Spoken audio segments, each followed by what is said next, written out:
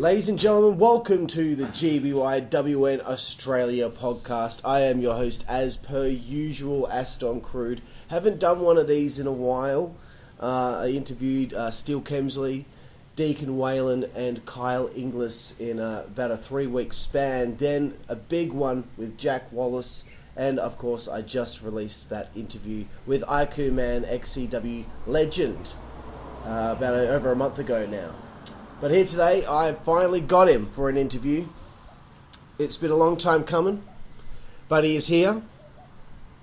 Sometimes been controversial, other times been pretty chilled out. Ladies and gentlemen, Brandon Cage. Thank you very much for having me. No worries, man. Yeah. Thanks for being here. About time. It's, I'm a bit of an elusive person to come out and...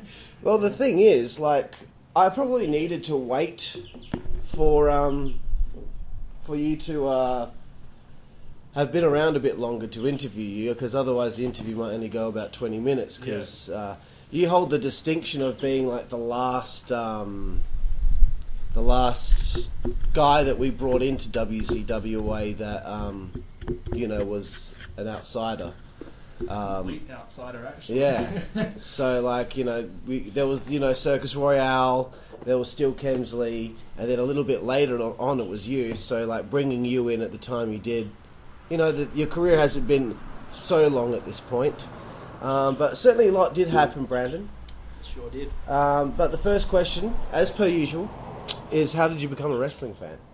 Well, I think it takes me back to my childhood.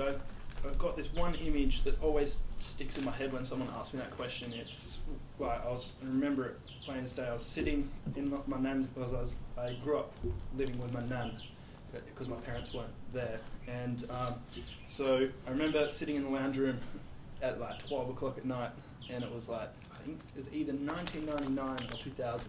And I was watching WWF Raw at the time, and I remember The Rock. It was The Rock or Stone Cold. I think the Stone Cold drove a truck or something into a bus. Yeah, he's always commandeering vehicles. Yeah. Is that when he? I don't know. I'm pretty sure I've watched it beforehand, but that's just that one memory that's stuck with me ever since. So Gotcha. I'd say that's probably where it all stems from. That's where it all happened. Watching at midnight. Yeah, it was definitely my uncle at the time who got me in, because he also lived with us. So he was a massive wrestling fan, and I pretty much learned and watched everything with him throughout the years. Watched every Raw and got every pay-per-view, and cool. Every day after school, coming home to watch the pay-per-view that came in the mail and stuff. So. Yeah, sweet. How old would have you been around this time? I probably would have been, I'd say 6 or 7. Oh, okay. Yeah. I keep forgetting everyone's so much younger than me.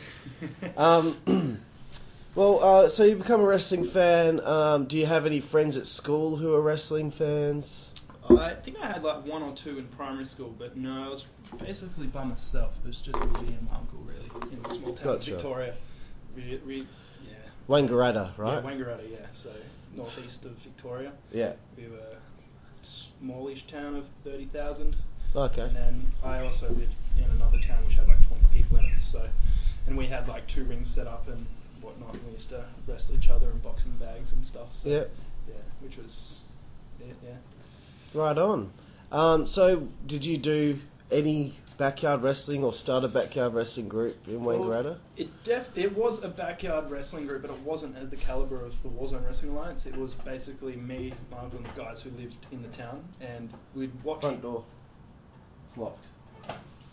We'd watch... we'd basically... Sorry, keep talking. So basically we'd watch... oh, shit. Alright. Yeah, so... Basically, we had a town and 20 odd people, and would have this ring, and we'd watch Raw every night, every day, and then we'd go out to the trampoline and we'd wrestle the boxing bag in each other, and we'd make storylines, and we'd have belts and all sorts of stuff. So sorry, bro. It's all good. DJ's crashing the party. DJ has rocked up. So that's kind of about it. So basically... Excellent story. Yeah, you weren't here for I have no idea what you said, so I will find out when I listen to the podcast back. But great story, my friend. Okay, so you did... So I guess the general consensus is you did have a little... It was a backyard fed, but it wasn't... the caliber of what we produce in Warzone Wrestling Alliance. Yeah. But did you have like ring entrances? Yeah, we had ring entrances. Like we did a stage every weekend, and we kept the stage, whatnot. So yeah, right on. Entrance themes and stuff. So cool. Were you known as Brandon Cage back then? I wasn't actually. I actually can't really. I think I was just named as Brandon. Oh, okay, that's just it. Yeah. Yeah. Reminds me of ETW. A lot of the guys in Deacon and Carswell Fed, their name was just their name. Yeah. And that was it. Cool. Well, okay, what point do you stop backyard wrestling in Wangaratta, and when do you move to WA? I stopped backyard. Actually, it's funny because my uncle moved out and he graduated and pretty much became a dropkick, doing drugs all the time. Eventually fucked up, and it was basically left with me by myself, and I was just every weekend just wrestling a boxing bag by myself, creating storylines and all sorts of stuff. And then I think it was 2008, 2009, 2010 I stopped, and then that's when I sort of stopped going out to Everton, which was the town of 20 people, and then I stayed back in the other town, which is Wangaratta, and I just really just watched wrestling from then on. And then I moved over here in 2013, 2014. So. Yep. Okay, so not long after you moved to WA, you found out about WZWA? Yeah. It was back in my Facebook days. I think I added Jack Wallace and Luke Monet, and I saw them posting up wrestling things, and then I just messaged them to see if I could get a taste of it. So yeah. I remember making contact with you on the internet. Yeah. I think Monet must have passed you on to me. I invited you to a show. Yeah. What were you expecting in comparison to what you experienced when you first came to watch the show? I don't know, actually. I don't know what I was expecting, really. I just thought, I don't know how to answer that one. I actually can't really remember. Can't remember what you were thinking about. I actually can't. I thought it was cool and it was great because you guys all liked wrestling and you had a ring and everything. And I thought, oh, that's sweet. And then, yeah. That's a hard one to answer, actually. Yeah, cool. All right, well, that's all right, man. You can't remember everything. So I believe you came to 2 shows before you debuted. Yeah. Is that right, 2? Yeah, because at the time, actually, it was funny because I was in WA for about 6 months at the time, and I was considering moving back because I had no friends. I remember that. And I had this in my idea that I was going to create a wrestling fed like the Warzone in Victoria called Northeast Championship Wrestling, which is NCW. And I got a whole bunch of friends in. They were like, "Cool, we're going to get a house. We're going to build a ring." Wow. And that was the main goal. We're going to do segments and get together like once a month, every month, and create segments, wrestle, and then edit it and all sorts of stuff. Yeah. So, me and all my friends, I think we had about 10 of us or something, which was that were interested in doing it. Wow. Yeah. And then I sort of met with the Warzone guys, and then I think I just fell in that friend group of everyone because you guys made me feel super welcome, which was great. And then I felt like I had some friends, so I think you didn't feel like you needed to move back. Yeah, and then I just felt like I don't really want to move back now because then at that time I wrestled my first match against Barrett, and I was like, I don't need to move back anymore. So. Gotcha. So I do tell you, because at this stage you're saying that you're still moving back to Victoria in a few months, but I'll give you a match or 2 before you go back, just for fun or whatever. So you debut at Backyard TV, episode 9, against Mike Delcano for the Backyard Championship in the main event. First match. Great first match, I must say, for someone who hadn't wrestled in a ring before. You seemed to pick it up quite well. I suppose the previous 2 shows you got in the ring and got a feel for it, and obviously Delcano is very easy to wrestle. Yeah. So what were your thoughts on your big debut? Were you nervous? Oh, man, I was like, I think I went to the toilet like 4 times before my match. I was just like, I was shaking. I think I still shake to a point where I go out, and I just wanted to put on a good match, and I was fucking nervous. Yeah. Yeah, at the end of the day, so. It was a very neat first match. What was it like working with Delcano for your first? It was good. I think he stiffed me a few times, so it kind of made me like, he was kind of like that veteran that was like, this is a new guy coming in, so I'm just going to give him one or two hits. One or two stiff shots to to welcome you to the business. Yeah, make me learn a lesson. I think that was good. But yeah. So. Sweet, bro. Well, that's, it was a great little debut for you, and there weren't any plans for you to be on the Autumn Brawl show, but Phaser doesn't show up, and you're put on the spot to face Jack in a singles match. Yeah. You jump right into it, so you don't miss a beat. Straight up, you're keen. Jack ends up deciding to have you beat him, which is probably something that he regrets at this point. But you got the big victory over the founder of WZWA at your first show that you're wrestling at. Yeah. What was it like being thrown into an impromptu match like that? It was good. I actually remember I was sitting on the couch that night, and I think I got my foot tattooed that week.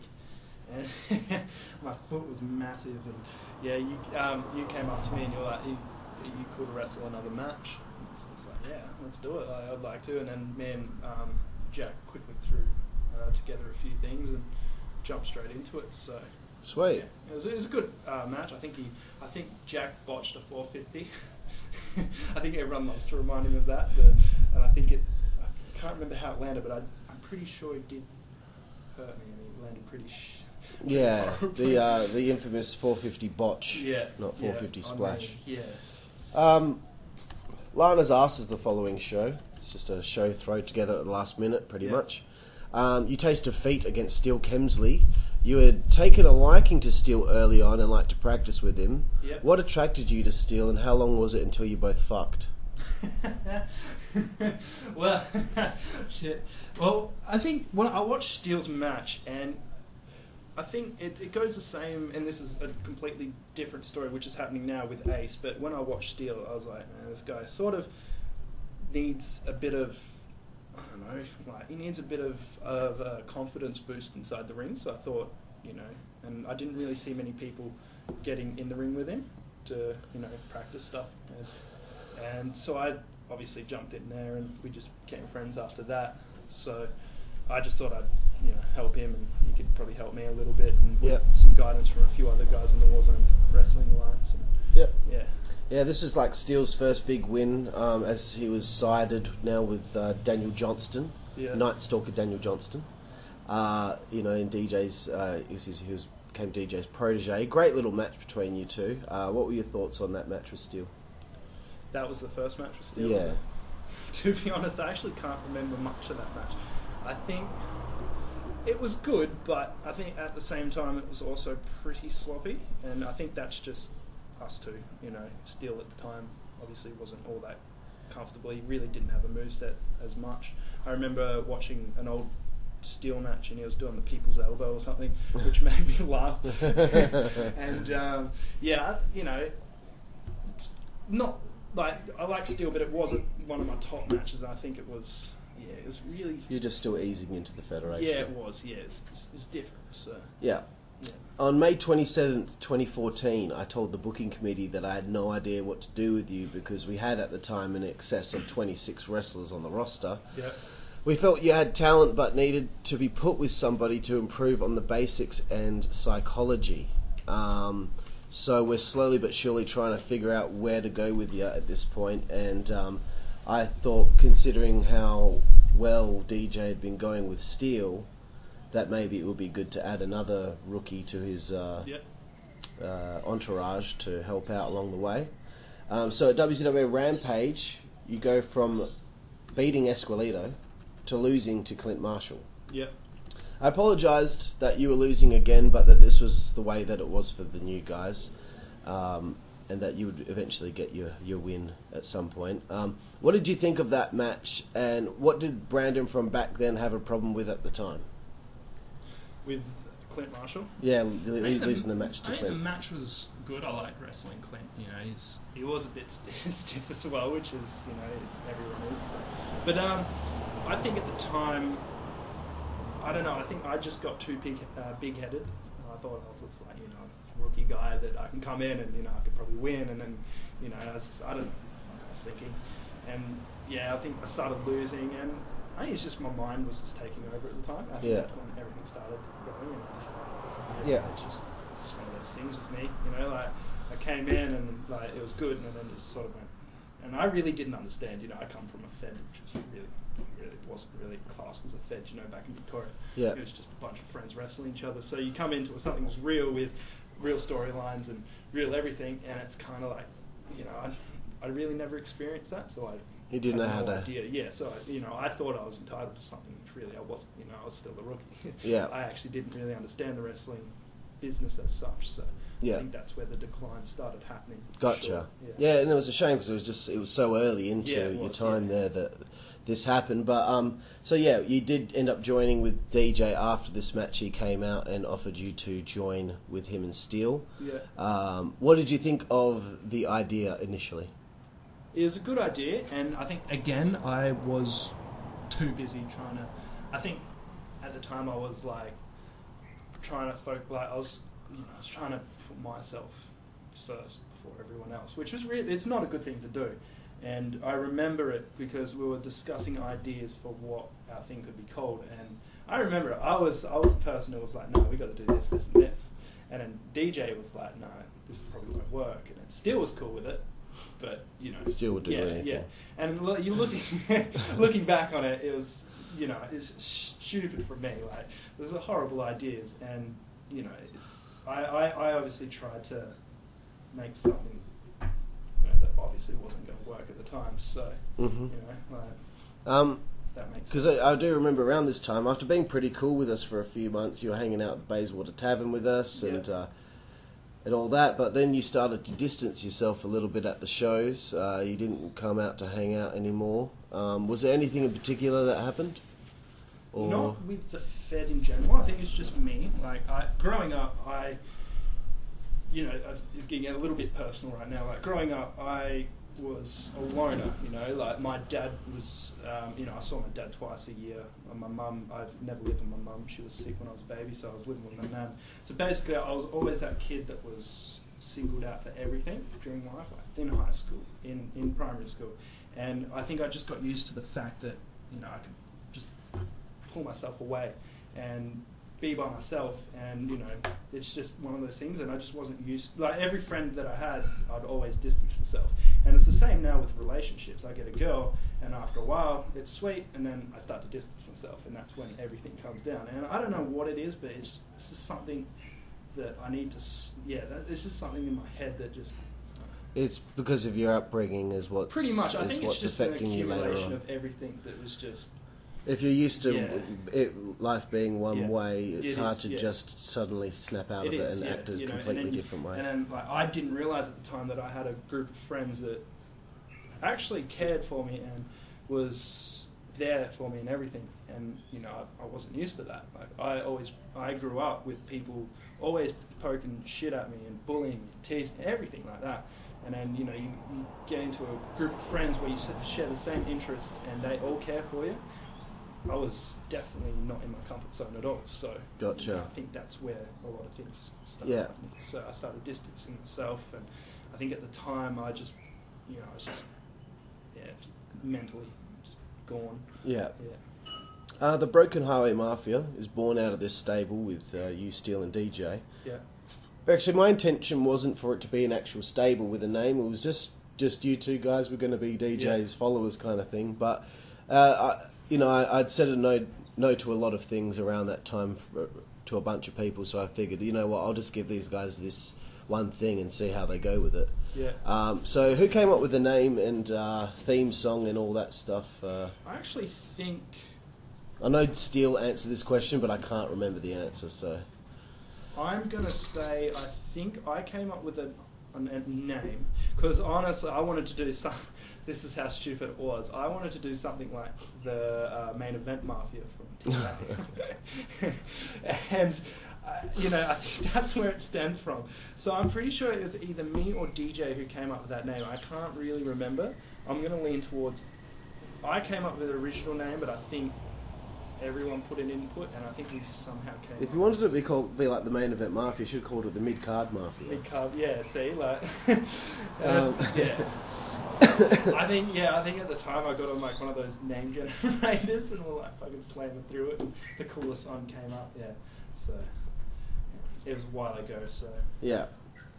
I mean, the group's not, it's already seen a little bit of success out of the gate because DJ's the Australian champion as you guys form your group.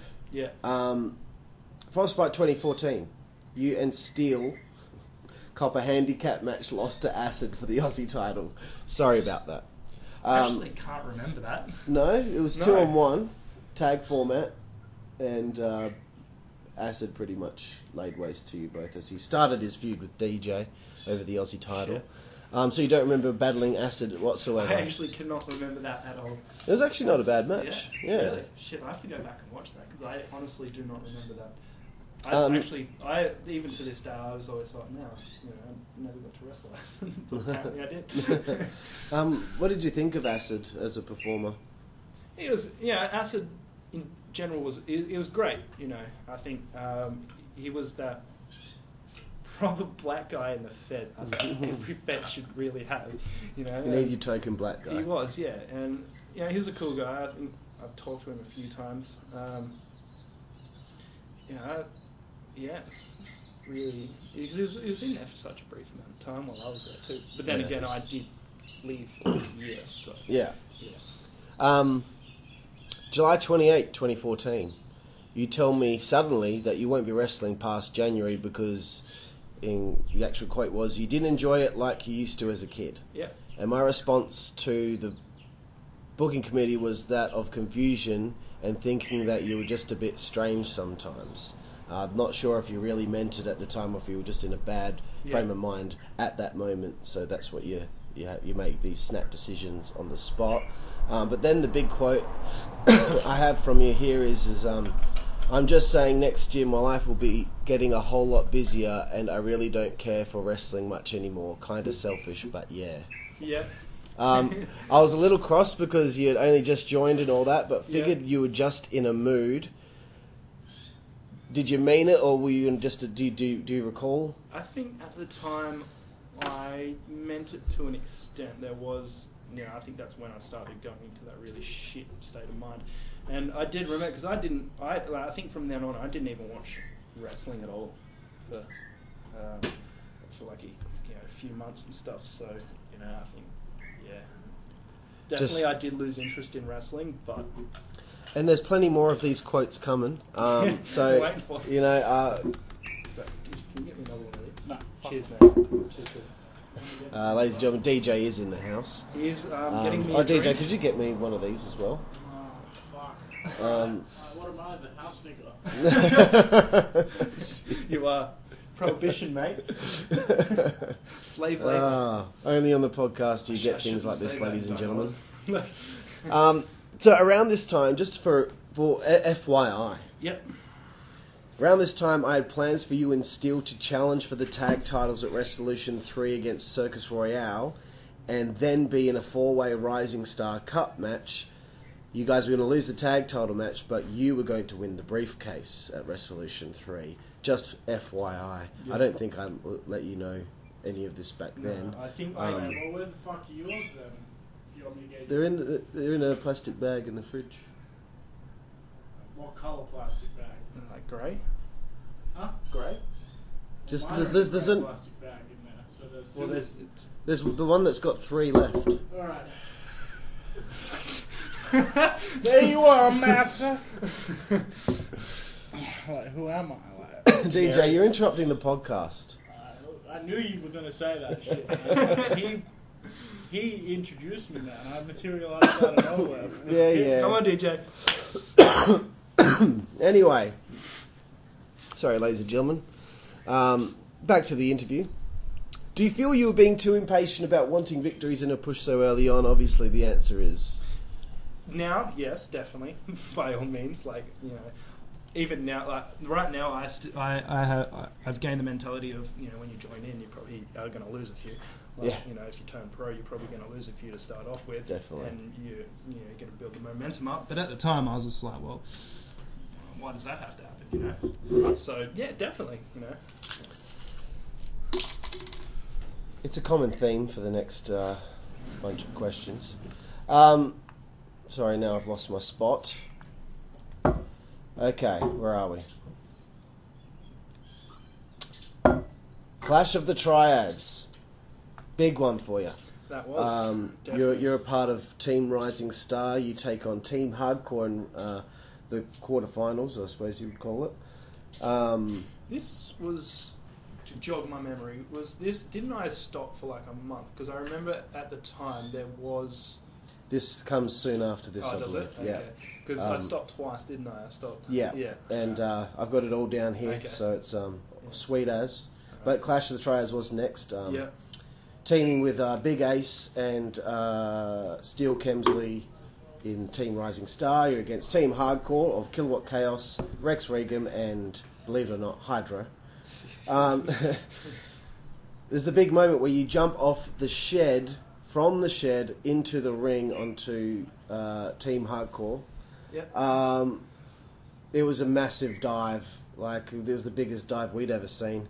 Were you frightened to do it? And I want you to take me through the moment you climbed up the shed to do it.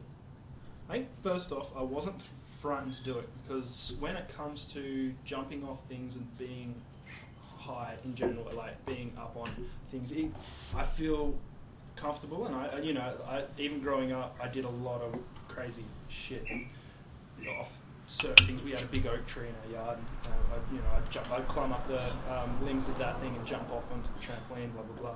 So I wasn't scared at all, and I remember it because I did not know how any of this was going to plan out. I didn't know if it was going to work. It was definitely scary at the time. I was such a risk. You can see it in the video. I was sucking myself up there, and the gap for me, it's not a big gap. It's pretty small actually, and I remember I was up there. And I was signaling to the guys. I was like, "Come on, turn around! Like, how's this going to go?" And they all got up, turned around, and I psyched myself up. And as soon as I put my hands in the air, the crowd went mental. Yeah. And then that's when the adrenaline kicked in. And then when I ran and I jumped off, I think it was just all sweet from there. But I do remember it when I started to run. And this is what I'm really annoyed about, and I would love to do it again one day, which I know won't happen. But I remember when I jumped, I ran and.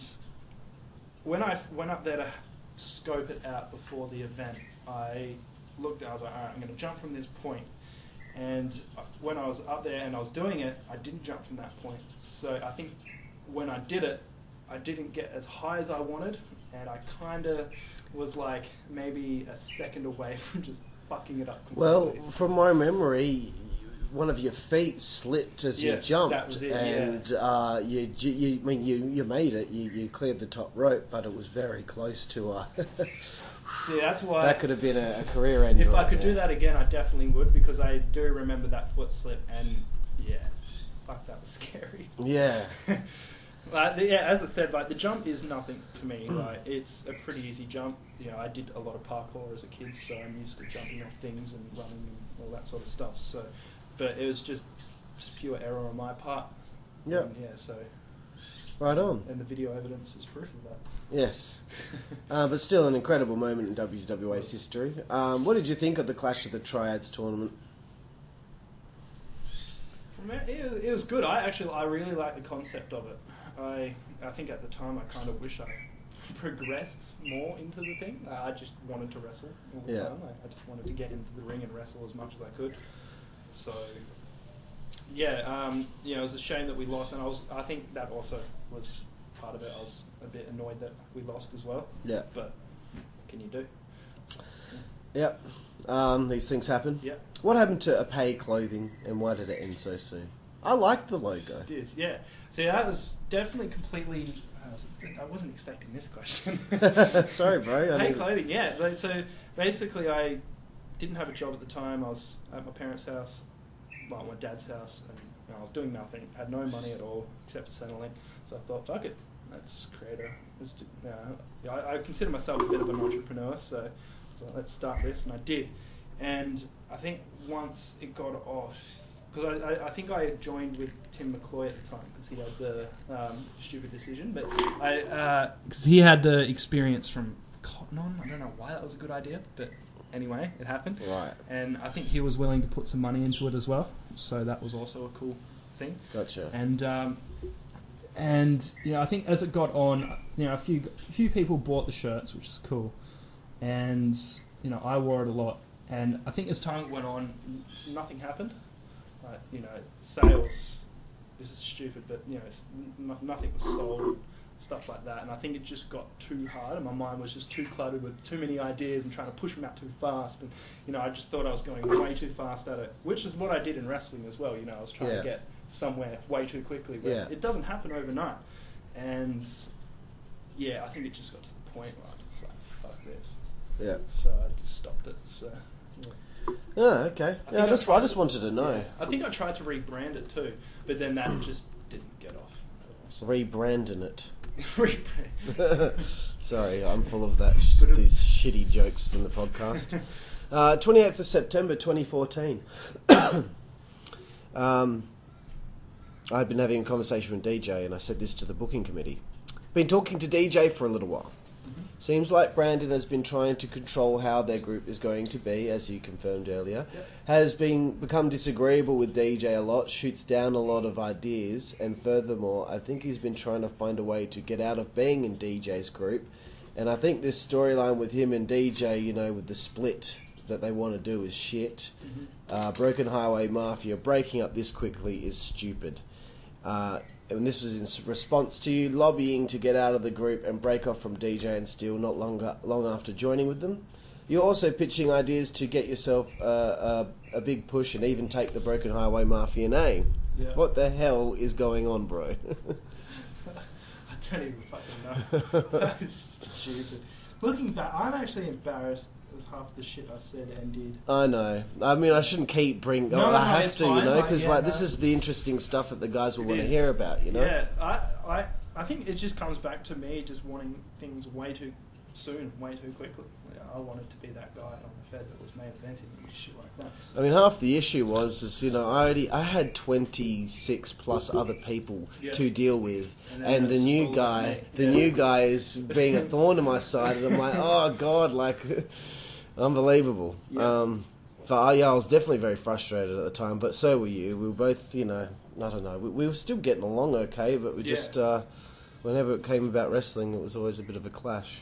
Was, yeah. I think that's just the inexperience on my part for really not knowing how to fucking deal with professional wrestling. Well, that same night, crash course. Yeah, that same night we have a discussion, which leads to you giving me your notice and that you'll be leaving WZWA after Hardcore Hell 2014. You pitched your story idea to feud with DJ and Steel and break the group up. DJ was angry at you. You were angry at me over jobbing to Clint Marshall, amongst other things, and I was just trying to keep you in WZWA for whatever reason. You weren't getting what you wanted, and then suddenly stated that you didn't want to be booked for Hardcore Hell at all now. Yeah. So that Hardcore Hell wouldn't even be your last show. Yeah. So there's lots of drama there. But the following show, Backyard TV, episode 10, you get your win over Emilio. So it's not Esqueleto this time, but it's Emilio. So I did kind of live up to my promise from a few months prior that you would get a win over a masked character on Backyard TV. Not that it really means that much, but still, a win's a win. So then we get to WZWA the musical. You have a lot of heat with the booking committee for your behaviour. So you and Steel lose at this show in a tag title match to Blade and Ryan, which is actually not a bad little match. But at this point, you've completely stopped communicating with everyone and even started deleting people off Facebook. Yeah. I guess you knew the writing was on the wall and your time was... Definitely, yeah. That was just when, I think that's when my mind took over. And I was like, you know what? I think I'm better off just being alone. Gotcha. I was just like, I don't need anyone else. I just wish you'd talked to me about it at the time. And maybe I could have helped or something. Yeah. Or I think I never really talked about my issues or the way I feel to anyone prior to the point. Like growing up, I went through so much shit, but just never talked to it about anyone. So I just bottled it up, and bottles and bottles and bottles, and then it just fucking bang. Yeah. So that's exactly what happened in that situation. I should have known that I could have came and talked to you guys, but for some reason I just didn't. So I thought, they won't care. Yeah. Well, what's the point? So. Do you remember the tag match against Ryan and Blade? I was going to ask you what your thoughts were on working with them. Rough. I don't know. Yeah, I don't think your memory of these matches is My too memory's strong. shit. I think it's because I've been dropped on the head way too many times in the past few events. Like, I think every event, like even last event, Ryan hit me with a clothesline and right on my head. Yeah. Yeah. No, I vaguely remember, but not to any detail at all. Like, as I said, I'll probably have to rewatch everything again. So Yeah. So after the musical, you give one last pitch to Luke Monet about an idea to end the Brandon Cage character, to come back as a masked character like a gladiator, yeah. like out of Tekken with lucha influence. Where did that come from? I know. Yeah, I remember. This is when Lucha Underground started coming out. Oh, gotcha. All right. So Puma, I think is his name Puma. Yeah. Yeah. So basically, man, I was just like, this dude's sick. I really want to do something similar to that guy. So I was like, all right, taking that and let's make it my own. And I don't know how I came up with the gladiator part though. Had to be something. I think I must have watched something and I was like, man, that's sick. No one's ever done that before, so let's do it. Yeah. So yeah, no, I definitely remember that one. Yeah. And obviously the response from me was immediate no, because masked characters, I just know they don't go anywhere, and it was just going to be worse for you. I thought, I could probably break the mold with the masked characters of losing all the time.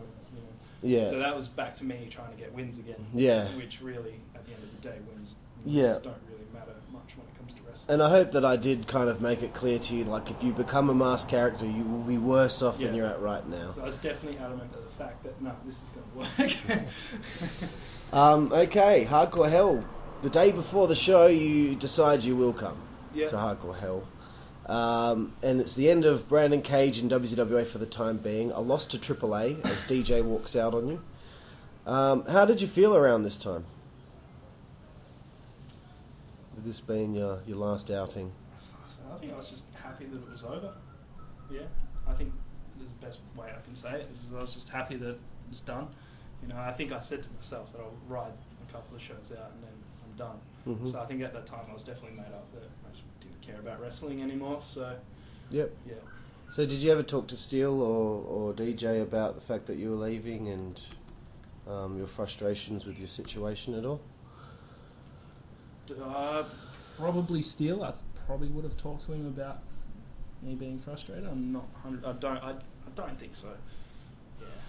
I think if anything, it would have been Steele. Gotcha. Life after Brandon Cage. We go 2 shows without you, being Gentleman's Duel and Christmas Carnage 2014. I believe you came to Christmas Carnage because there's a post in the booking committee thread where you were wondering what plans there were for you going forward. I guess you had been trying to get back in after being away for one show. I recall our conversation where I told you how I felt at the show and that it might take a couple shows to fit you back into the stories. Yeah. Do you remember this? I do actually. You just jogged my memory. So at the time, I thought if I could stop my character, have a hiatus, and come back, things would be a lot better. And that was my mindset. I was like, all right, so let's stop and come back. I can make this triumphant return and start winning.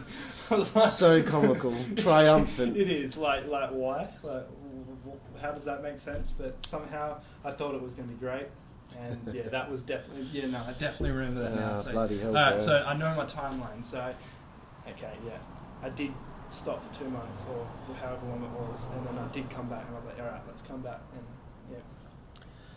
So yeah, I was like, all right, well, he wants to give it another try. I'll give him another chance. Usually I give people infinite amount of chances until they finally screw up for the last time, like an Arthur Aries or an Acid.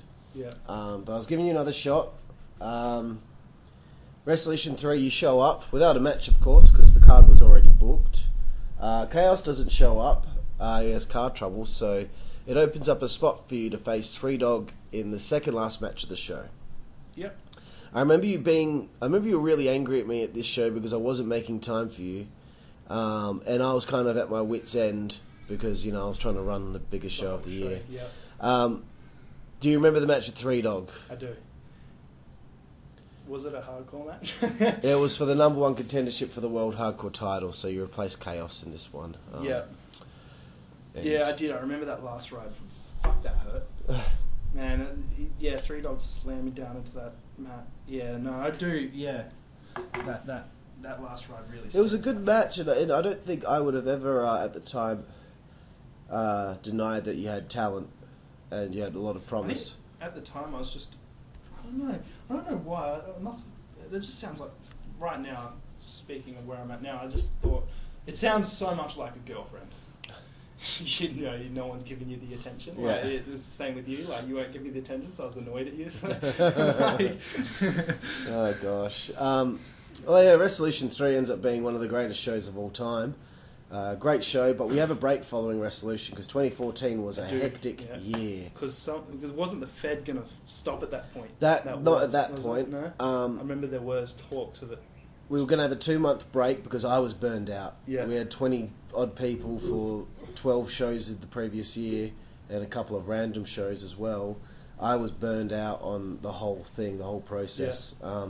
So I needed time off. Jack and his dad wanted time off from it, and then obviously there was some drama going on behind the scenes with Jack, and the Fed was going to end at one point. But before we found out about all that, we did have booking plans throughout the year, and we had plans for you to do a hit list, which is very reminiscent of what I'm doing right now. Yep. Considering what we had been through at this point, I was still trying to find a way to bring you back in and give you something good to do. What did you think of the idea of having a hit list? I don't really remember the hit list as such. I don't remember it, but I know you're going to probably be annoyed at me, but I'm going to change it a little, change the subject a tiny bit. Well, no, it's sort of still on the same subject. So at that time, the Fed was in that 2-month hiatus, and everyone was fucking fighting and shit. And I was just like, well, you know, is the Fed going to stop? So I was just like, well, I'm stopping. Yeah, you came to me with that. You did come to me with that idea, and I thought it was good at the time. But then I think just the talks of one of what's his name, Deacon's friends were going to buy the ring. We're going to have it up in the middle of fucking nowhere. Yeah, and, bumfuck Idaho. Yeah, I think just me being the person that I am, I was just like, nah, I'm not doing that. Fuck this. I'm not doing wrestling anymore. So yeah, and that's when I was just like, it's done. Gotcha. So yeah, which is where I've got written down here, before Hard Time 4 takes place, you quit again and state that you can't wrestle due to chest and breathing problems. Yeah. And because you wanted to chase the dream of playing Gridiron. Yep. Was this true that you had issues with your chest? Funnily enough, not many people know this about me. I do, actually, I do. So there's a reason why I don't take my shirt off at all during matches. It's because I've got a chest that caves in, so my bones go in. Okay. So when I'm super self-conscious about it, and there are times where, like when I breathe, there are fucking really sharp pains that go into my heart, and I just use that as an excuse to stop wrestling. Okay. So, and at the time it was really bugging me, my chest, like it was really sore and everything like that. But I definitely use that as an excuse to stop. So. Okay. Well, now I know the truth, that it was actually true that you did have problems with it. Yeah. Because I was confused, because I was like, well, you're going to you want to go to play Gridiron, which is probably more hard-hitting contact sport. Well, even before I started the Fed, I did play Gridiron a fair bit. And, you know, I played for a mob down in Allenbrook, and it was great fun. And I don't know why I use that.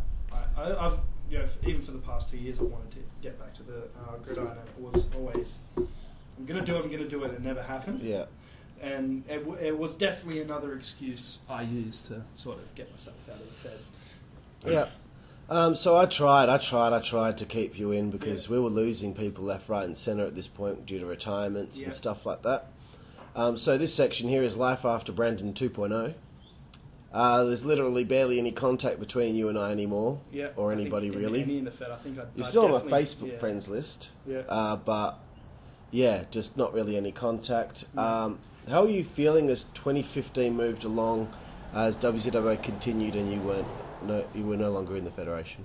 I think superficially, I was in a bad state of mind, but I was also in a good state of mind because that was the same period that when I started my career that I'm in now. You know, I was like, yeah, I'm gonna be a hairdresser. Let's focus on that, and I did it. And yeah, so really, wrestling was another. I do remember I didn't care. I didn't care about wrestling. I didn't even watch WWE. Yeah. You know, I always used to watch WWE week in and week out, but I stopped for like a whole year. Yeah. It's just like, fuck this. I'm just going to focus on what needs to be focused on. So yeah. So I guess focusing on a career kind of thing might have made you change your outlook on life a little bit more. Yeah, I think when I focus on something, nothing else matters, and it's all my attention to that. Yeah. So that's where that came into play. So. I do remember at one stage in 2015, you ripped into the song Baker Street on your Facebook because it annoyed you on GTA. Was this a direct shot at the franchise? I think it was, actually. Because I was like, you can't be just saying that out of the blue. Like, you must be saying it. It's funny enough, I actually like that song. But I don't know why, but I just didn't at the time. I think my music taste is a little bit so I was actually fucking taking a direct shot. Gotcha. Yeah, it definitely was. Yeah. Did you have heat with Tim after an online argument? We did, yes. Can't remember how. Yeah, I remember. I think we were friends. We were definitely friends. We were always talking, and then I think he shared a photo of me on a post, and I just got pissed off at him, and then, I just didn't like him at that point afterwards. So. It's just a bit of an argument because I think there was something like he was talking about wanting to fight you and all this stuff. Yeah, I think I definitely wanted to knock him out at one stage. I think everyone has. Yeah. Did you have heat with Jack after an online argument? Maybe something in the thread? I can't remember. It's just I got a vague memory of something going on between you two. No. I think I probably did hang a lot of shit on Jack unnecessarily, but I think at the time everyone was hanging a lot of shit on Jack in the thread. Yeah. I think that's where that would have came from. I was just joining in. Gotcha. Fun, so. Yeah. I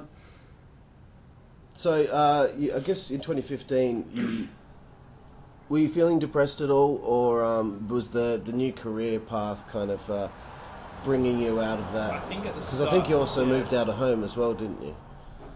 At some point. No, at some point. No, actually, that was last year. I moved out of home. Okay. Yeah. So no, I was definitely feeling pretty depressed. I think at the start of 2015. Yeah, at the start of 2015, and then I got into my career and things just started picking up. No, I did actually move out of home. That was it, because I moved to my boss's house. Gotcha. Yeah, okay. Yeah. No, I do remember. Yeah. Okay. Yeah. At the tail end of 2015, I noticed that you liked the WZWA Facebook page again, and also started liking all of our posts. I saw this as a hint that you were interested in coming back. Obviously, this was the case. Yeah. What happened? Just one day you just were thinking about wrestling, or? I think I was, yeah. I think I just started watching it again, and I watched a few Warzone matches, and I think me and Barrett were always sort of. I think Barrett was one of because I remember I started adding everyone back because I made a new Facebook account. Adding everyone back, and I was just like, well, I think that was the point where I switched mindsets. I was just like, I'm fucking sick of being this depressed loser that has no friends, has this career that I work in a shop, which really, people I work with probably not my friends. They're just people that I work with, and I hang out with them. But are they really my friends? Yeah, probably not. Yeah, So I think that was when I really did start to turn a page. That tail end of 2015, I was just like, and then Barrett started talking to me, and he's like, "No, I noticed you liked blah blah blah," and we started talking. And, yeah. Okay. So we end up finally talking on Facebook, where you apologised to me profusely. I think at the time, were you kind of realising this was your last chance to rewrite the wrongs of the definitely. past? I felt bad for half the shit I did too. Like, I was just like, that's not fair. I need to stop being this depressed loser that pushes everyone away to satisfy my own self. Mm-hmm. I was just like, well, fuck. I actually realised that you guys were actually my friends. You know, you guys actually cared about me, and you were like, you know. And then I think that's where it was like, alright, I think I need to pull my head in and start sort of getting out of my comfort zone and Giving it another go. giving it a fair shot. So. Well, very lucky I'd give you another chance, because usually at that point, like, you know, a Tim, he's burned his bridge now, he's never coming back kind of thing. But you'd apologised, and I could see that you really meant it. So I was like, he deserves another chance. So I bring you in to be in the Battlefield Brawl as a surprise at Christmas Carnage 2015. Yeah. You seem very happy to be back. I think as I saw you enter the backyard, and you had this big smile on your face. Yeah, I do. And I was like, oh, someone's happy to be here.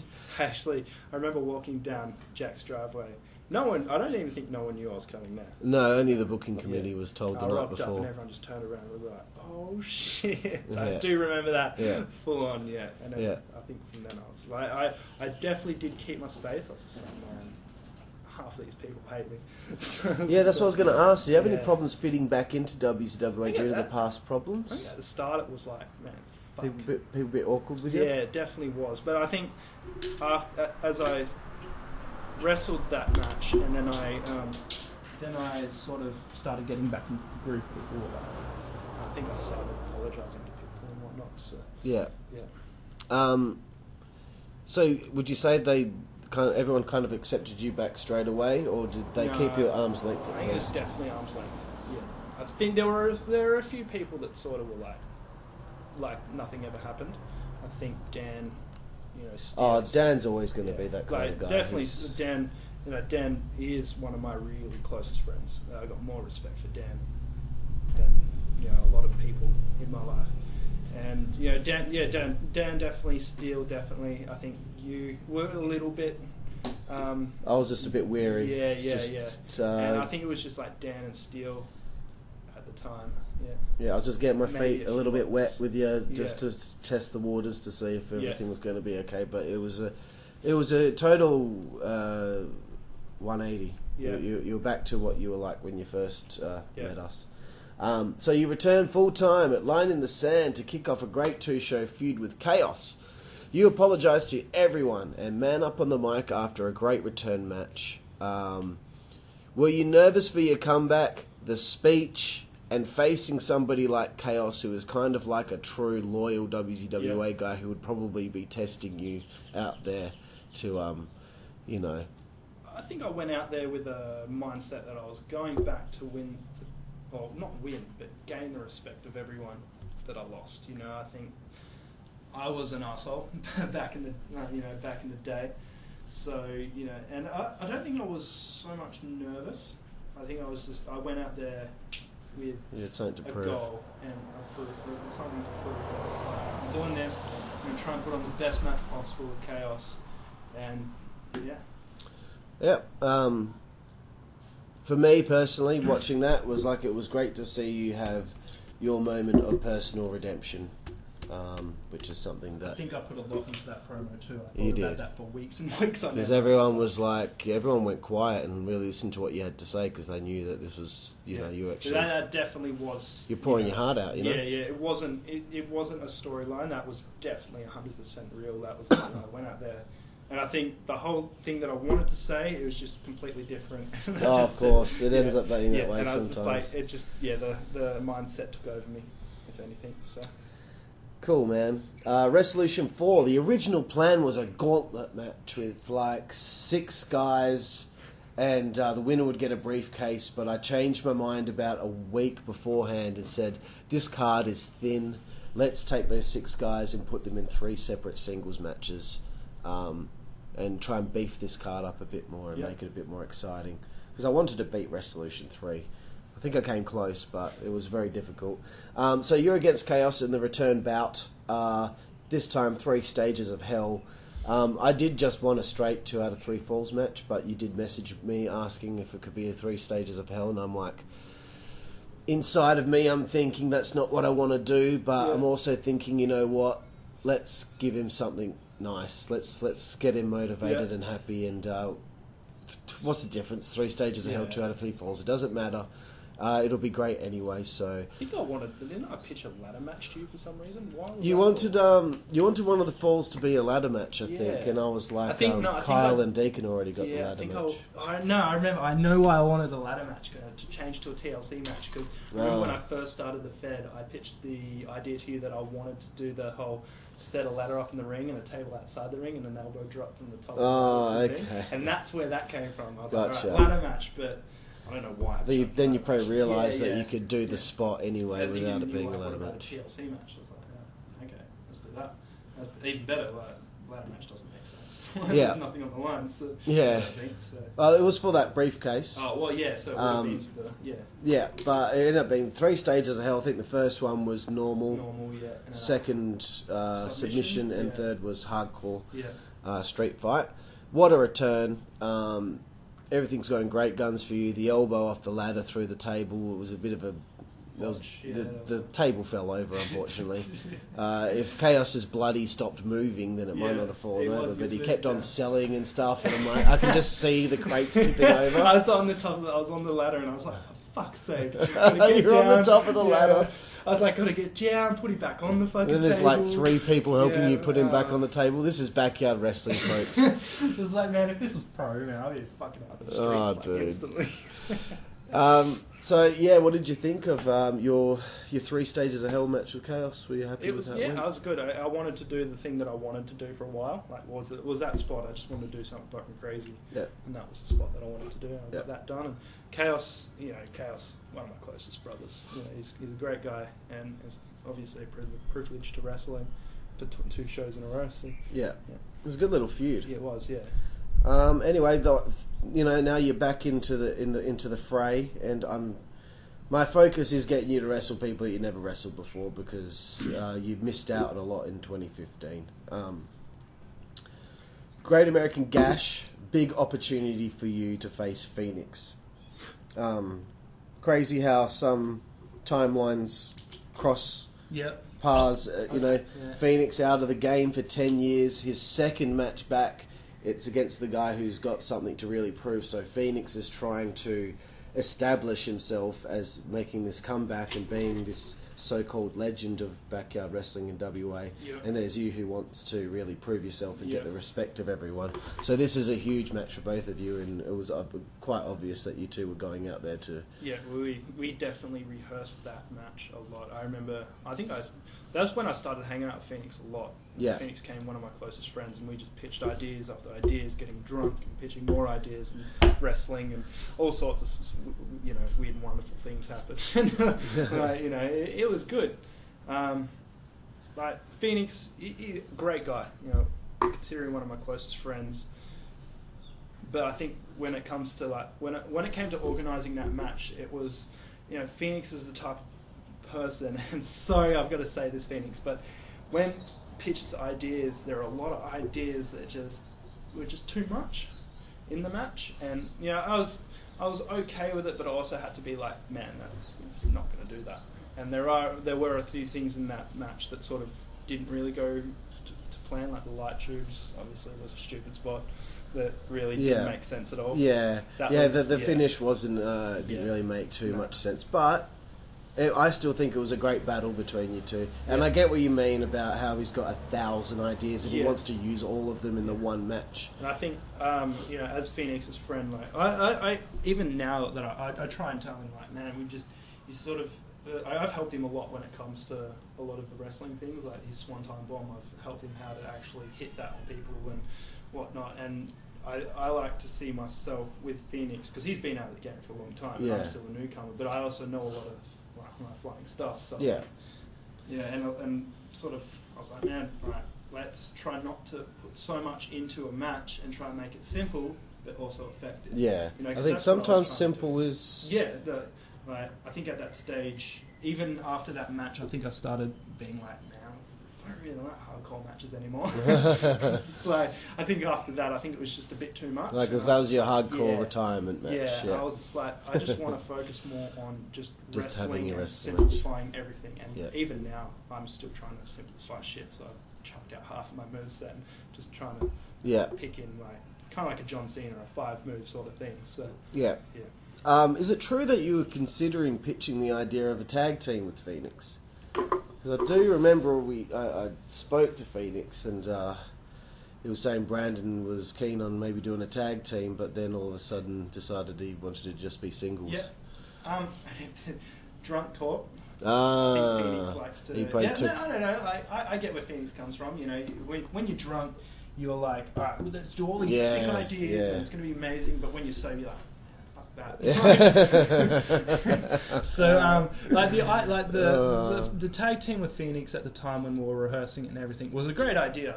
But you know, I quickly realised, like, I think Phoenix sort of needs to do its own thing, and I still need to do my own thing. I still need to gain respect and trust back from the Fed, and I need to sort of focus on myself and try and put myself over more. Like, not like over is in winning or losing, like as like an actual concentrate wrestler. on your character and your so wrestling. sort of As opposed to having to like worry about polish another up person, on, you know? Yeah, polish up on... in Plus, I wrestling. would have said no to the idea anyway, because I would have been like, you guys need to be singles Yeah. this year, because you've got to And I wrestle. think after the whole Steele and Daniel thing, I was just like, I don't really want to be in another tag. Yeah. Like, you know, it's not the fact that there's all like winning or losing. Like, I don't care about that shit anymore. It's more of the fact that I just want to just be myself and try and, you know... Be the best version of yourself. Yeah, like... Yeah, because like the whole idea is Phoenix has to wrestle everyone he's never had the chance to, and so do you. So it's like. So I don't think the tag team definitely would have. Plus the tag titles this like, year it have would been be nothing. good in an ideal. Like, it would be good in another Fed, just not the war zone. Like, if Yeah. we had another Fed and we were just doing random things that were cool, awesome, but not here. Yeah. So. We've just hit an hour, ladies and gentlemen. Getting towards the end of this section. Hard Time 5. I've got it written down here. Holy shit, a win over Rex Reagan. I believe he was scheduled to face Mykonos, who couldn't show up because he had prior engagement. Rex was supposed to face Three Dog, maybe? I can't remember. But anyway, you end up picking up 2 big wins to start 2016. You beat Chaos by counter in your return match. You've beaten Phoenix, and now you've beaten Rex Reagan, another guy who was a founder of WZWA. Yeah. Huge victory. As far as I'm concerned, huge victory for you after everything that had gone down. Obviously, things have been going swimmingly so far. What were your thoughts on working with Rex Reagan? I like Rex. He's got a wealth of knowledge when it comes to professional wrestling, which is great. I remember even when I first started, he was in there teaching me how to lock up and all sorts of stuff. And it was a really good match to have with him. I think we did it impromptu, really. We just went in there, we're like, fuck it, let's just...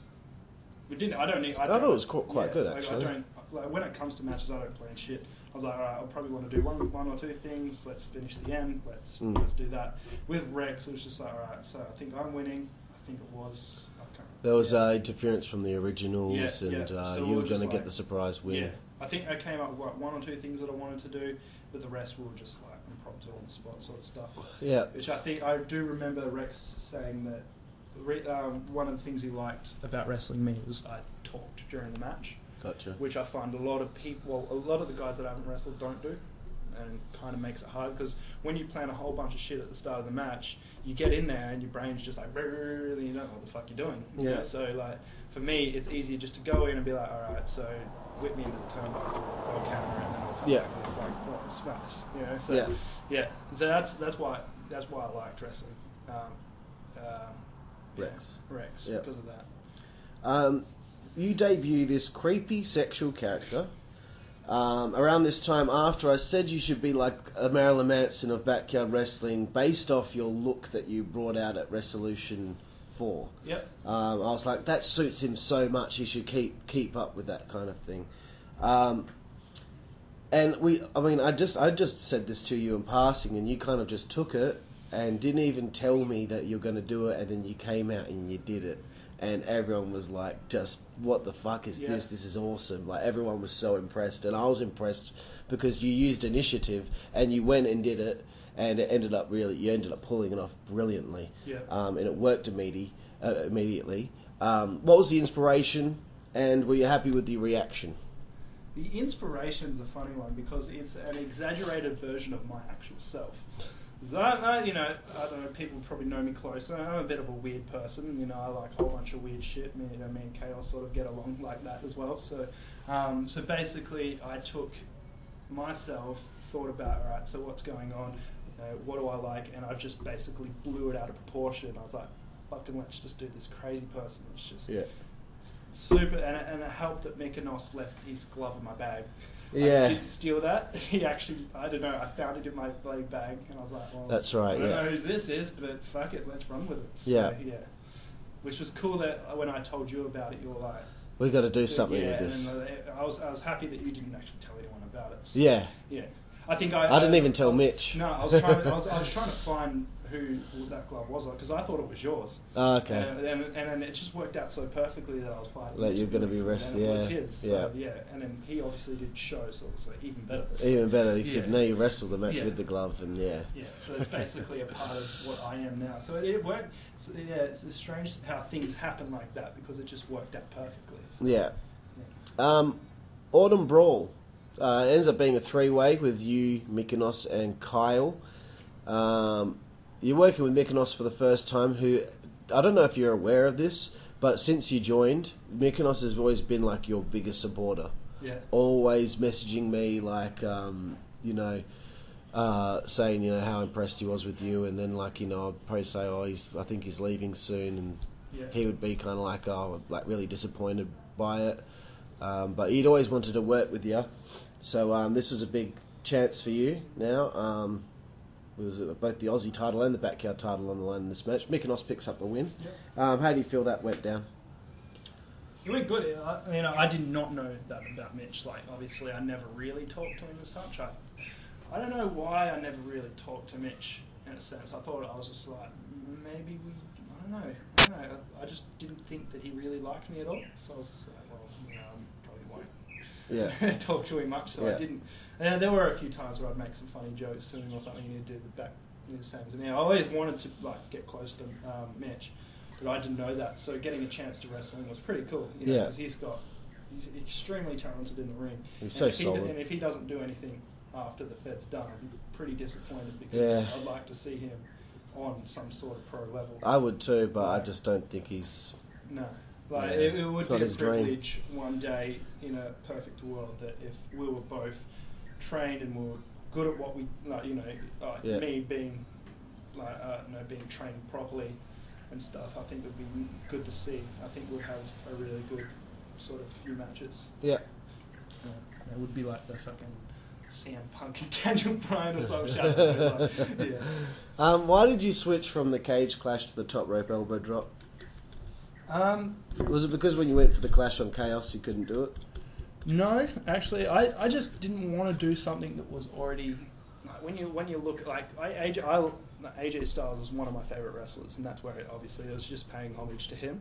And I just thought, I don't want to be that guy that just steals... Just does the moves of his favourite wrestler. Yeah, exactly. Like me, Scott Hall. Pretty much do his punch, his fall-away slam. And So the elbow drop came from... It's funny because I've never said this to anyone, but the elbow drop comes paying homage to three people that I find that I really enjoy watching wrestle, and I've got a lot of respect for them. One is Shawn Michaels, two is CM Punk.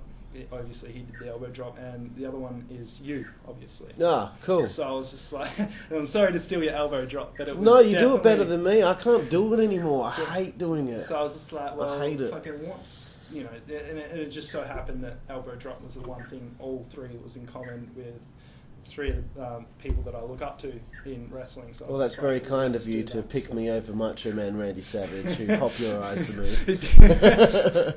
See, I didn't really watch too much of Randy Savage growing up. That's fine. I did. I grew up in the Shawn Michaels. You should have seen me as a pro wrestler in Schwa. I was wrestling doing all of Randy Savage's moves. That's all I did. I even had the tassels on the boots as well. All right. So anyway, interesting. I'm happy to hear that. Frostbite, another win, this time over Big Ace. You've been lobbying to work with him for a while. How was it, and why were you so keen to get in there with Big Ace?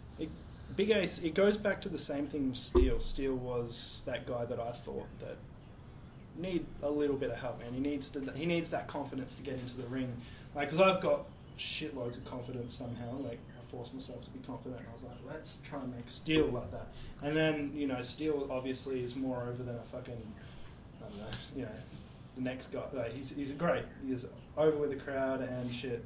And then I saw Big Ace, and he comes out, gets hardly any reaction from the crowd, and he's got so much potential as a big guy, because we don't have any bigger guys in the Fed than him. Yeah. And I was just like, man, I just really want to get in the ring and just fucking get him out of his comfort zone a little bit. So I took it, you know, I think I pitched the idea that I really wanted to wrestle Ace, and like, I think leading up to that, I was like trying to get Ace in the ring. I was like, all right, so you need to use your power a bit more, and you need to like fucking hit people. You need to like just stiff them once or twice. He's like, oh, but won't hurt. I was like, don't worry about me, man. Like, he's such a sweetheart. Yeah, he is. Like, he's such a great makes me guy. sick. He's a big guy, but he's damn sweet. But you know, I think with Ace, and it's great to see, because even right now he's starting to do what Steele did. He's starting to come over, and I'm trying to get, you know, like even that last match at the last show we had, he was starting to get really big momentum. Yeah, he got some reactions. And I can tell, like, even in his matches, he started using like his power a bit more. Yeah. And I think I was just like, because I was in the ring, and I was like, all right, so really, there's no way I'm going to get you down on the ground. You know, like, hardly any of us in the Fed will get you down to the ground. So what we need to do is capitalize on that, and you need to use your muscles a bit more and grab people and throw people and slap people and pick them up by the head and stuff like that. And I was just like, man, you just get in that mindset of doing that, and you're obviously going to get over. Yeah. So like, there's no need to be doing moves that just don't suit you. You know, you need to take that like Big Daddy V sort of stuff and just use your weight to your advantage. Yeah, like, they're a powerhouse. Yeah. That's all he needs to do. So during that match, I planned it. I was just like, I'm not going to get you down at all. I'll probably get you down once, but the rest of the match, you're just going to control the whole match. So I was just like, man, you throw me into the ring and I'll fall down. I'll make it look like you threw me in for your power. Yeah. So I think part of that match, he threw me to the turnbuckle, and I just went bang straight to the ground. So that was just all that. I was just like trying to get him to be like, you know, establish him as more of a dominant big guy instead of just this pushover big guy that really didn't really do much. So, yeah. Cool. Same show, double duty. This time he worked with Dark Ice, because there's no Mykonos there. You know, this is just me trying to get you to work with as many people as you can before it's over, because you missed so much time. What was it like to finally work with Ice in his big return? Ice, seriously, the nicest guy you'll ever meet in your whole life, and it's great that I finally got to wrestle him. So I was stoked to do double duty any day, but against Ice as well, it was really cool. You know, he pulled me aside a few times, like, what are we doing? I was just like, like, you know, I don't know what we're going to do. Like, let's sort of impromptu it, and he sort of came up with a few ideas, and then I was like, yeah, let's do this as well. And, you know, it's I really enjoyed working with Ice. He's a nice guy. He's a great wrestler and stuff. So cool. WZWA Poo 2016. It's a bit of a step backwards in my opinion. It was a very disjointed three-way with Steele and Ryan. Yeah. Nonetheless, you do pick up the win here. It was just a hot day. Yeah. And, that finish was, I think it was just me being like, fuck, like, I couldn't remember shit during the match. Gotcha. I remember I skinned a cat on Steel in the cannonball, and I hurt my testicles. Oh. That fucking hurt. Yeah. So I was out for that. I got outside the ring, and I was trying to come back from that. And then I remember Ryan hit me over the head with a clothesline, which that literally rattled me. So I rolled out of the ring again to get my bearings, because I was, fuck, that hurt. Yeah. It just felt like you weren't really in the zone. No, I sort of was like, I don't know. I kind of see my character. Originally, I wouldn't mind my character being a bit of a face, but obviously being the type of person that sort of portraying it's going to more of a heel sort of thing. So I was like, all right, let's sort of snake myself out of the match a little bit. So at the start, Steele tried to attack me. I was like, outside the ropes. I was like, nope, you're not getting me. Yeah. So, you know, walked out and let them wrestle it out for a bit, and then I'll come in and take the bones, like an eagle or some shit. So Came in and then I think the ending was really disappointing because it was I feel it was my fault because I You jumped the gun and rolled Steel up before he pinned Ryan. Yeah, because there was a point where we were all laying on the ground and I said to Dan, who was the ref at the time, and I was just like, man, all right, let's go for the finish. And obviously I sort of forgot. Yeah. I had the idea, but I think Steele was a little bit confused. I think Ryan was sort of on top of it. Yeah. And then I think just one thing happened after another. Yeah. And, These things happen, bro. Yeah. That's But it's a so- hiccup in a great year that has been for you for 2016 so far. Next show, you and Deacon Whalen teaming up for the first time to take on Big Ace and Steel Kemsley. Good to see. And we'll have to wait and see what else is going to take place at that show. No spoilers. No. But it should be good. Excited for this next show coming up on the 18th. Yep. I think it's the 18th. Definitely or am, the yeah. 19th. Yep. I think it's going to let a little spoiler go, not with the match, but as in character progression with me. It's just I think I'm going to turn it up a little bit of a notch after the next event. So I think my character will get a little bit different. Yep. In a sense, I think there's going to be. And so that's all I'm going to say. Excellent. Looking forward I've got to some it. ideas. Like every night in the shower, I'm in the shower and I'm like, all right, fucking practicing and get myself over it, get myself through the mindset of just living Clyde, because that's what I'm trying to do. Is I'm trying to live the mindset of Clyde, but the over exaggeration of myself. So. Yeah. Well, that comes to the end of that part, but there's a few questions that I'm going to be throwing at you here, just more broader questions. While after I ask this next one, I'm going to go get us both a drink. sick. I need a drink. What has been your favourite moment so far in your time in the WZWA? My favourite moment is it's not in terms of me wrestling as such. It's the terms of me being in the crowd and watching people. And my favourite moment, The first thing that comes to mind is this year's resolution. It was me and Daniel Johnston were super drunk, and I think we were a little bit high as well. And we were just we were bloody chanting and we were bloody pulling the piss, and we were just having a great time, me and DJ. And that was by probably one of my favourite times in the Fed. It was just me, DJ, and a few other guys. I think Phoenix was there as well. Phoenix was fucking drunk. I think that was his debut as well at the Resolution. And we were all just super drunk, and we're just having fun. Having a great time. Yeah, trying to get the crowd in. We're just cheering. It was Resolution, so we're in the atmosphere. We're all. I think everyone was fucking drunk, so we were just having a great time. And that's why. It's one thing I love about the Warzone. We can all just go there, get drunk, have fun, watch wrestling, and my most favourite moment has been this year's Resolution, which was when we were watching the wrestling fights. Excellent. When everyone gets together and we're all in that mindset, because one thing that does annoy me is when these regular shows that happen and no one's really into it. And, I'm definitely probably a part of that a little bit. There are some matches that I probably want to see more than others and I don't get into it more. But Resolution is definitely the highlight. the highlight that comes to the top of my mind, and just how everyone just perks up and has a great time, and that's what I like to see. Everyone's just smoking cigarettes and drinking beer and fucking just being stupid. So Favourite match so far? This should be an easy one for you because you can't remember most of it. I actually can't. It's tough. I'm actually gonna have to say me and Barrett. Wow, the debut. Yeah, my debut. Barrett. Even now, he's pro. He wrestles for EPW, and we've sort of come close in the last few months, closer than we were. Well, we weren't really that close, but we've come really super close. And wrestling Barrett for my first match is always going to be a memorable one because I think some people know that I'm definitely going to turn pro after this. We'll try to turn pro, and Barrett will be there, and it'll be cool to wrestle the first person that I ever wrestled in a proper Fed, in pro Feds. So I think, of course. so definitely that match stands out for me. So sweet. Favourite opponent, I guess, Mike Delcano. Yeah, Mark Delcano, and I'd have to. There's also another. You know, I'm actually going to have to say Phoenix. Phoenix. Sweet.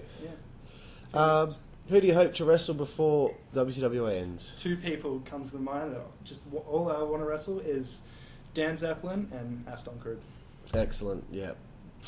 Because obviously, gotta happen. Yeah, because Gotta obviously, happen, me man. and Dan, like, Of course. I think the world of Dan, and obviously think the world of you too. So it'd be good to wrestle you, and I think I'd learn heaps from you as well. I think it won't be like a fast-paced, in-your-face match. It would definitely be one of those ones where I could sort of More of a mechanical. yeah. It would be where I could probably emphasise the point that I don't want to be that high-flying guy. I just want to do a few high-flying things. I just don't want to do it all the time. I want to be that guy that wrestles also, you know. So I think that's one thing I don't like about wrestling at the moment, just because everyone's just doing hardcore spots and fucking high-flying, and everyone's creaming their pants over them, and Yeah. a little less being focused on the likes of, you know, people who wrestle like Kurt Angle and actually Bailey as well. Bailey was, I remember her first match in Raw. She did this like thing where she got over on top of her opponent, and I was just like, man, this is actually really good. I want to see more of that, and I want to see less of this hardcore. Yeah, this high flying crap, this Cirque du Soleil and, bollocks. Yeah. What do you hope to accomplish by the end of WZWA? I just want to. I think I've already accomplished it, and I think I just want to have a brotherhood, a group of friends that share. Because I've already got it, but you know, I just want to continue to maintain it, even through when I turn pro and stuff like that. Is when we've got this friend group and we're all there for each other, and nothing's going to change. You know, like I don't want to lose everyone that I've met. Yeah. Because I know what's going to happen. You know, if this Fed ends, and this is what I'm scared of, and I think I said this in the promo, is when this Fed ends, we've got nothing anymore, and I don't want to lose that. You know, I come back from being a dick, and I'm trying to, you know, I realise that this is my real friend group. Like all my friends back in Victoria, probably they didn't care about me. They probably never did. And then I finally actually found people who really do care about me, and I really want to maintain that throughout my life. So Sweet, bro. yeah. What are your biggest regrets? The biggest one is just going through that whole mindset between 2014 and 15, just being that guy that I was. You know, I remember being at the Bird with you, yeah. drinking beers, and you said how pissed off you were that you Oh missed yeah, out on like even a whole now, year. yeah, like every match, every time that I go out, I'm just like, man, fuck, I missed a whole year of this. Like I missed a whole year of the golden years of my life, where I've got a group of friends that I can love hanging out with and love being with, and I get to wrestle them. There's no one, at the end of the day, no one else in WA or even possibly Australia has this. You know? No one has what we have. You know, people get together and they fucking do drugs and they do all this other sorts of shit, but they don't get together and they don't create memories like we do. And I really feel that not many people, even in our Fed, understand that. Like they just think, oh, it's another chore that they have to go in and fucking wrestle. It's not like that. It's a thing where everyone comes in together. We're all in the one place, and we're all doing something that we love, and we've all had the interest of over our whole lives. Yeah. And that's one thing I just want to maintain. And yeah. Sweet. Well, that comes to the end of this section. We've got a Q&A from the boys. We can only probably do another 15 minutes because we've got to get ready to go to Lila's 21st. Happy birthday, Lila. Yeah, happy birthday, Lila. Turning The 21 new and commissioner. Yeah. I'll tell you what. You're better a very pretty lady, you know She that. is, And and she's got a handsome boy. You know, I definitely would sleep with Ryan if I got the chance. wait a minute, I thought they broke up. No. Oh yeah. Isn't she with Esquilito? Kayfabe. Oh wait, no, she dumped Esquilito as well. Anyway, I'm going to apologise, Blade. Every question that you put up, I've already asked, so I'm just going to have to skip through all 5 of your questions. Oh yeah, actually, can I butt in for? I know you don't like when people butt in. That's fine. DJ case in hand, but I did listen to the podcast about Blade when you were interviewing Blade, and I can't remember exactly what he said. I think he said something along the lines of, I don't think he really liked me, or he didn't really, and that's one thing out of the whole podcast that I took to, not to heart, but to really, I I just You took on board. I really took it on board, and I was like, man, you know, I like Blade. You know, he's a really great guy, and I'm just trying to, you know. He's changed his tune now. Yeah, but yeah. at the time he wasn't happy. Yeah, with no, it. I agree, and I think that also, you know, that just put it in reality for me that the fact that what I did was really not cool. Yeah, if Blade doesn't like you, then there's a exactly problem. like Blade's like the nicest human being in the world. Yeah. So no, if Blade is, I assume Blade will be listening to this, but yeah, that's one thing I definitely took on board on that promo, and I was just like, yeah, oh, I mean that podcast, and I was like, okay, Yeah, excellent. I think someone did need to say that, and Blade's definitely the perfect person to say it because it's Blade, you know. So It's Blade. yeah. Luke Monet asks, where did the name Brandon Cage come from? Okay, Brandon, obviously me being my name, Brandon. Cage, me taking shit from other wrestlers. Christian Cage. You know, I grew up. Loved a bit of Christian Cage. I used to love TNA. Like TNA, I preferred it over WWE. Like at the time, I remember watching it. I was like, man, this is fucking sick. It's completely different. At the time, WWE was shit. So I was like, all right, TNA, this is amazing. And then Christian Cage was obviously in there, and he was different from Christian. He was a world title, blah blah blah. And I was like, man, you know, so it's sort of a pain, sort of a homage to Christian Cage. So. Excellent. Luke Monet again, choose your favourite Vanderheiden. I'm gonna have to say Dick Ariel because he never fucking talked to me. And he never added me on Facebook too when I had it, the prick. So I hope one day He hasn't added anyone, like he still hasn't added like And every time I see him, I'm just like Dick Ariel, and he's fucking like, yeah. He's definitely my favourite. He's a funny guy, and he always makes me laugh. Yeah, he's a dickhead. He's a fucking dickhead. But he's got a big... Luke says, if you could redo anything from your time in the yard, what would it be? I think this is, you know, a question that answers itself. Obviously. Yeah. It was Is not leaving and... Yeah. I think I wish I just stuck around and... I wish I could have found a way to make you understand why things were the way they were. I think even at the time, I probably wouldn't have taken it on board just because of the mindset that I was in. Like, I was in a cunt of them. Like, you know, depression sucks. Yeah. You know, like I think a few people do know that I did try to end my life a few times, but you know, that was just part of the period. Like, I was just like, well, you know, who cares? Like, who cares about me? No one does really. Like, look at me. I grew up without a proper family. You know, I didn't have my dad or my mum around. You know, it was my nan looking after me. You know, I had one friend during primary school and one friend during high school. Everyone else didn't like me. So, you know, it's just one of those things. So I was just like, well, who's going to care? Yeah, I understand. Luke Monet, name a match stipulation you love to be in. Steel cage. I would love to do a steel cage match in the war zone, but it's never going to happen. It would never happen. We've been trying to think about it, but it's going to cost us like $2,000. We'll probably never get to have like one or two. What of you them. should do is like those cage things, fucking rent defence. Yeah, just chuck that around. We've thought about it. We're just like we have no idea how we're going to rig that up. I actually thought about that recently too. I was like, man, that'd be sick. Steel cage match, be able to rig it up like fuck. One I also asked, what singles title would you like to win the most? I'd say the GBYWN title just because it looks fucking awesome. Yeah, I'd love to have that thing around my waist. Sweet. And it looks ugly on Monet, so. And question 6, Monet, he's already explained that he does have plans to go pro. I'm guessing you're probably thinking about EPW. Yeah, no questions asked. Good. I don't really care Good. about any That's other the only things. way you should be going about it. At the end of the day, when I went to the EPW show with you, Dan, and Steele, and obviously Barrett was there, and I talked to the EPW guys, they were more than nice to me. You know, they were like, "Yeah, man, like just message this," and they're just the type of people that I would like to put my time in and get the most out of. Like, I think they'll bring out the potential in me, and I think I could definitely bring the best that I have to offer to EPW. Yeah. And I think that's just the company that I could do that in. Like, I don't. There's no way I could have do that in Schwa or AEW and that other fucking fed that I don't know the name of. And yeah, so I think EPW is definitely the place. Cool.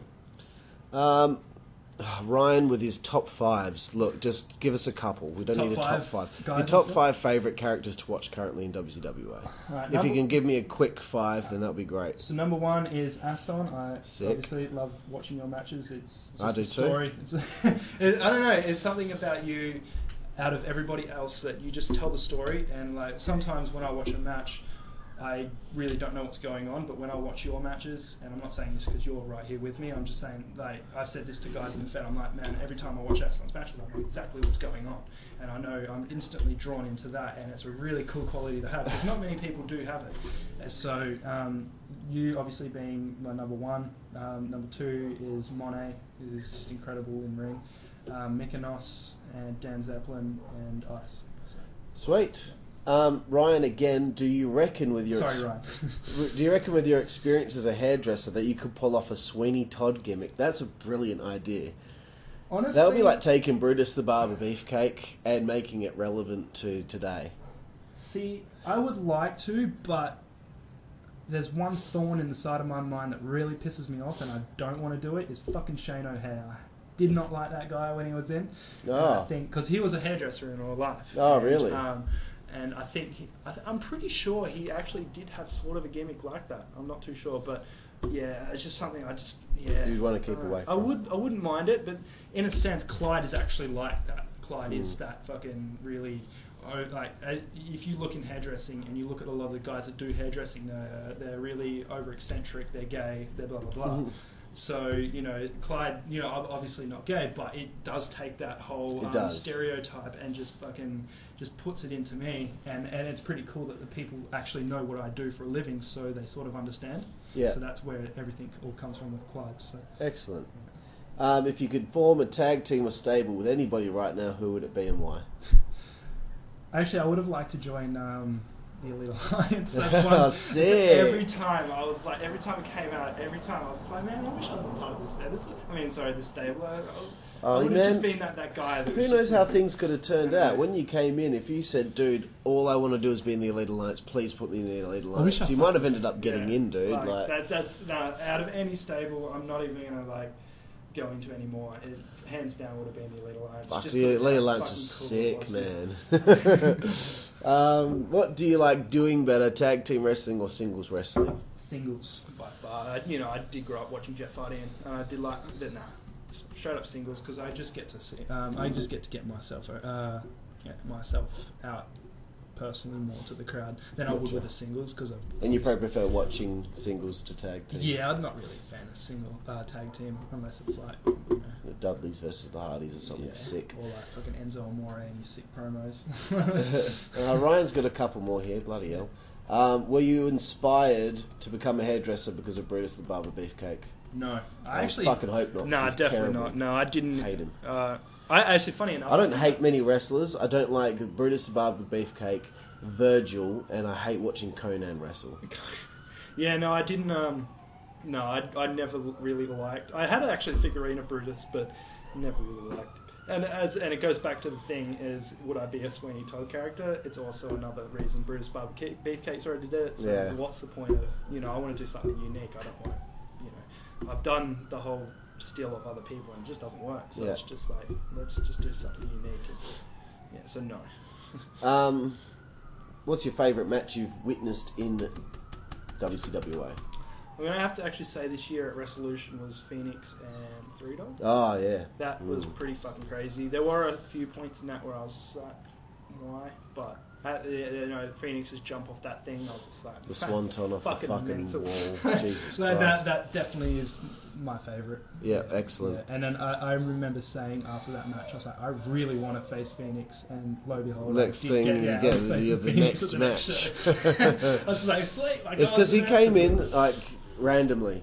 Yeah. At the last minute, he was going to be Three Dog's opponent, so I hadn't had him booked at all, and you'd only just come back, so I hadn't planned anything for 2016 with you yet. So it just kind of happened. Yeah. Well, these two don't have a match. Let's just put them together. Yeah. And it was great. Okay, I'm ignoring that last question, Ryan, because we've got to keep cracking on with these questions. We've got 7 minutes left, I'd say, because I need to start getting ready. Daniel Johnston, what made you get into wrestling? Obviously, it was watching Raw. Yeah, just growing up, definitely. And, you know, it's just one of those things you grow up and you love it and you just stick with it. And it's just, yeah. He also asks, what do you prefer, the Attitude Era, Ruthless Aggression Era, or the current era? I'm actually going to have to say the Ruthless Aggression Era just because I watched a lot of that. I would like to say the Attitude, but there's, for me, rewatching some of the stuff briefly, it would have only been 2 years, like 98, 99. Yeah. But Ruthless Aggression Era, you know, you had like the likes of Stone Cold, The Rock, and Shawn Michaels, obviously. Shawn Michaels and Triple H's feud was like the best. And yeah, it definitely would have been that because it was just time. And I think the arse end of the Ruthless Aggression Era I fucking hated though. That's why I started. Yeah, that's when I stopped watching, was the tail end of that. It was, Ruthless Aggression Era was still sick. It just turned shit like at the end of the day. But yeah, no, definitely by far that. If WZWA is indefinitely continuing, what would Clyde like to have accomplished, says DJ. I think I might have accomplished, I would like to have accomplished wrestling nearly everyone on the Fed, possibly having a title run. Yep. And yeah, like just maybe one, I don't care what title it is, whether it be tag team or fucking world title, you know, just, something that I've always liked to do. So yeah, it would have been that. Sweet, 6 minutes remaining. What's more important, the wrestling or the character? I would have to say the character, and as I was saying to you before, I'm sick of wrestling how it is today. Don't care about the wrestling if you don't care about the exactly. character. I want wrestling to go back as a soap opera. Like that's why I like it, because it was just a whole bunch of weird and fucking wonderful shit was happening, and that's why it made it so good. And you know, wrestling was good, but still, there needs more of a. Yeah, you need to be more invested because at the moment when you watch it, it's kind of like, wow. There's no characters, there's no stories, there's no let's face it, I only watch the bad guys never win. Yeah, like you just watch it now just for the like dream matches that are happening. And yeah, other than that's that, the only thing. Nothing else is really interesting. Yeah, like I will watch Goldberg versus Lesnar. Yeah, so will I. Because I'm interested in it. But other than that, I don't give a fuck. Yeah. Dark Ice is the last person with a bunch of questions here. Do you introduce yourself as Clyde when you are out talking to women? Actually, funnily enough, I have like twice recently.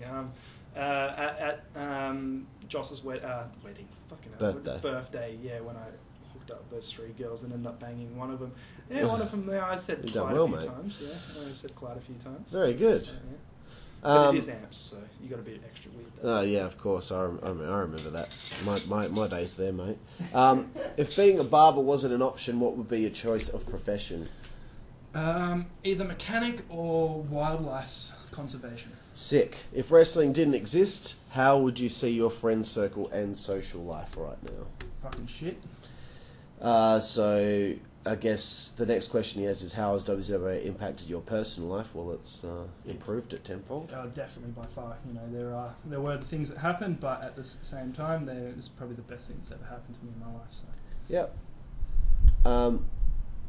The next one you kind of answered already. When you had time off from WZWA, did you still keep in contact with any of the boys? Not really. There was no. Did you ever think that you would be so gracefully accepted back into WZWA? Nope. And final question, could you see the Clyde character pulled off in the WWE? Or EPW? I would say EPW. And then I could possibly, if it does work out, I could possibly see myself in New Japan working. WWE, I kind of can see them fucking it up, so no. Of course, they will. Yeah. They will. So I would probably just, I remember reading those online reports about they were interested in bringing in Matt Hardy. Yeah. And it's like, dude, you take that great character he's got, they're going to ruin it, so he would never go there. I don't know. It really depends on what sort of following. Like, if I were to ever go to, this is really shooting for the rainbows, but if I were to ever go to WWE, I would definitely do like an AJ Styles route and just wrestle indies until I got the big name for myself. Yeah. But, if the opportunity ever arose, who knows? I probably would take Who knows? You never know, man. Because I think everyone's dream as a wrestling fan is to wrestle. Shane Haste, I wrestled on a backyard wrestling show with him in 2002, and he's in NXT. You never know, man. You never know. But anyway, Brandon, that comes to the end of the podcast with 2 minutes remaining. If you have any final words, please. Let us know what you've got to say. I don't know, man. Like, fuck. Show some titties or something. That's what I just want to see, some titties. Hopefully we'll see some titties tonight. Hopefully, you know, like that's just all I want to know. Maybe some dick, but Maybe not that far. There's a sharp turn in the conversation. Titties and dick, like Steel in Thailand with some transvestites. Oh yeah, I knew it was a tranny. I knew it. It was a you know, I don't put it past him. You know, if I was drunk enough, I probably would go there myself. Oh well, I saw a picture of you two in a spa together. So. Oh yeah, we had some fun that night. Oh, it was just, the old two in the stink and one in the pink. But still, you were fucked up that night, and it was awesome. But still, yeah. Excellent. Well, thank you very much, No worries. Brandon. Thank you very much. I just want to say thank you for being on the podcast, and I'm very proud of you in your return to WZWA, having your moment of redemption, and you get to end on a good note. I promise that the next few months There's going to be something special, hopefully. Excellent. So. Love to hear it, man. Awesome. Thank you again, Brandon. Yep. All right, and thank you everyone out there for listening to the GBYWN Australia podcast. I'm your host, as per usual, Aston Crude, and I will be with you next time, where I will hopefully interview either Mykonos, Knuckles, or Johnny V. Who knows? We'll see where we go. Thank you very much, everyone. See you.